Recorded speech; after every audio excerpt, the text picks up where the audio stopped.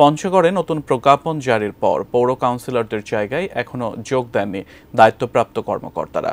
থমকে আছে রাস্তাঘাট ও ড্রেনেজ ব্যবস্থা সংস্কার, মশা নিধনের মতো নিয়মিত কার্যক্রম সহ নতুন অবকাঠামোগত উন্নয়ন। বিস্তারিত জানব পঞ্চগড় জেলা প্রতিনিধি সিদ্ধার্থ কর্মকারের কাছ থেকে। পঞ্চগড়ের যে 3টি পৌরসভা রয়েছে তার মধ্যে পঞ্চগড় পৌরসভাটি ক শ্রেণীভুক্ত এবং এটি 22 বর্গ কিলোমিটারের 9টি ওয়ার্ড নিয়ে গঠিত।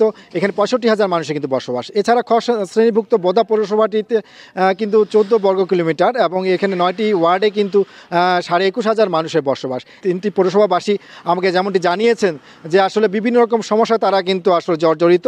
বিশেষ করে এখন বর্ষাকাল হয় কিন্তু পৌরসভাগুলির যে রাস্তাঘাটগুলি রয়েছে সেগুলি কিন্তু খানাখন্দে ভরে রয়েছে এবং সেখানে কিন্তু বর্ষার পানিতে জলাবদ্ধতার সৃষ্টি হচ্ছে, প্রায়ই ঘটছে দুর্ঘটনা।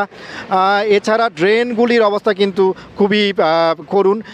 বিশেষ করে ড্রেনেজ ব্যবস্থা ঠিক মতো না থাকার কারণে কিন্তু প্রায় জলাবদ্ধতার সৃষ্টি হচ্ছে বিভিন্ন জায়গায় এবং এই ড্রেনগুলি কিন্তু পরিণত হয়েছে ইতিমধ্যেই যে এডিস মশা, ডেঙ্গুবাহী এডিস মশা এবং ম্যালেরিয়া সহ বিভিন্ন মশার তাদের নিরাপদ বংশবিস্তারের স্থল হিসেবে এগুলি কিন্তু পরিণত হয়েছে।